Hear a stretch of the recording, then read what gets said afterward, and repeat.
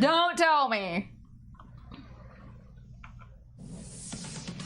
This just in, lady about to tell us about a book. More on this, Nurse Huckleberry's publicist. Burn the cat.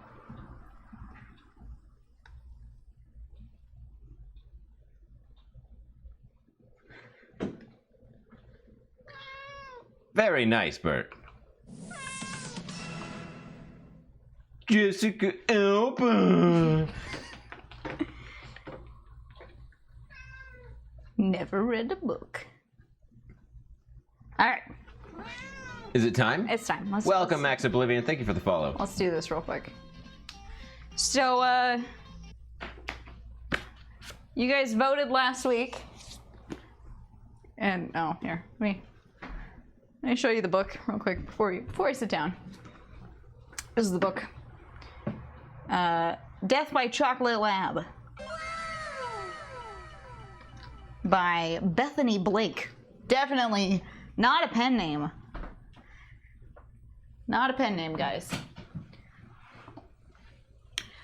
So, you know, this is our book club space. Bert's here too, don't mind him. So you're wondering, what's that book all about?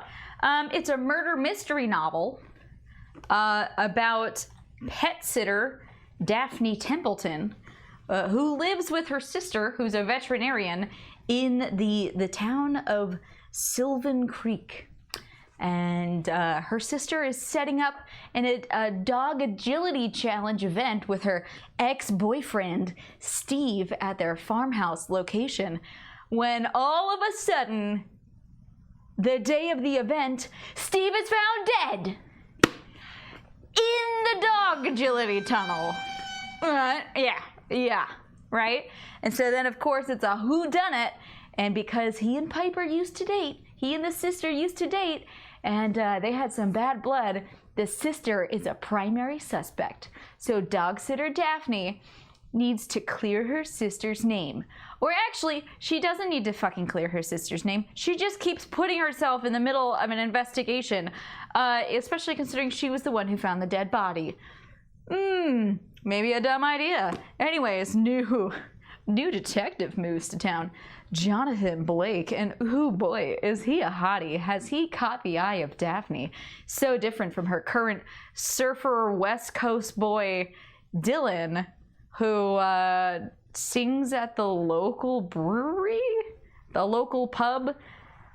I don't know. Daphne also has an obsession with cheese and has an assortment of dogs that follow her around everywhere while she offers dog sitting services. This book is supposed to introduce the series, and it's basically mostly just identifying characters. And they kill off 2 people in the book, and a third person runs away. So I don't know how many more characters they're going to introduce to this town to kill off later. But you know, it seems like a lot. I don't know how many are in this series. Anyways, there's some quality writing in here, including when Daphne is really watching the detective work, and she's really taking it into account how good of a detective he is. Once inside, he immediately began to direct the scene. I want every piece of evidence bagged, he told the uniformed officers. Photos from every angle. He pointed to the tunnel. That's a blood stain. Don't miss any of those, because the fabric is red. I was preoccupied with observing Detective Black and trying to pretend that Piper wasn't glaring at me. Yeah. She's like, I don't know why this writer thinks that telling somebody to take picture, to basically just tell him do your job, is a very impressive detective work, but apparently it was really impressive. Real impressive detective work.